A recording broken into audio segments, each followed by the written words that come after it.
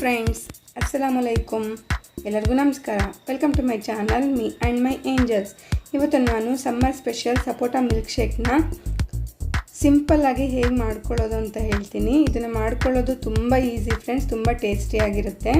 First ನಾವು ಒಂದು ಅರ್ಧ kg ಸಪೋಟ ತಗೊಂಡು ಅದನ್ನು ಚೆನ್ನಾಗಿ ತೊಳ್ಕೊಂಡು ಸಿಪ್ಪೆ ತೆಗೆದು ಎಲ್ಲ ಒಂದು ಮಿಕ್ಸಿ ಜಾರ್ಗೆ ಹಾಕ್ಕೊಳ್ಬೇಕು. ನಾವು ಸ್ಪೂನಲ್ಲಿ ತೆಕ್ಕೊಂಡ್ರೆ ಸಿಪ್ಪೆ ಅನ್ನೋದು ಈಸಿಯಾಗೇ ತೆಕ್ಕೊಳ್ಬೋದು. ಈ ರೀತಿ ಎಲ್ಲ ಸ್ಪೂನಿಂದ ಸಿಪ್ಪೆ ತಗೊಂಡು ನಾವು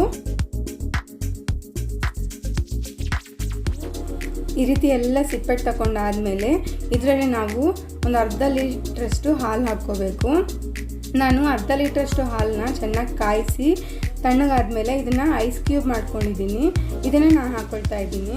ಇವಾಗ ಇದಕ್ಕೆ ಒಂದು 5 ಟೇಬಲ್ ಸ್ಪೂನಷ್ಟು ಸಕ್ಕರೆ ಹಾಕ್ಕೊಳ್ಬೇಕು. ಸಕ್ಕರೆ ಹಾಕ್ಕೊಂಡಾದ್ಮೇಲೆ ಈ ರೀತಿ ಇದನ್ನು ನುಣ್ಣಗೆ ಮಿಕ್ಸಿ ಮಾಡಿಕೊಂಡು ಇವಾಗ ಇದನ್ನು ಸರ್ವ್ ಮಾಡ್ಕೊಳ್ಳೋಣ.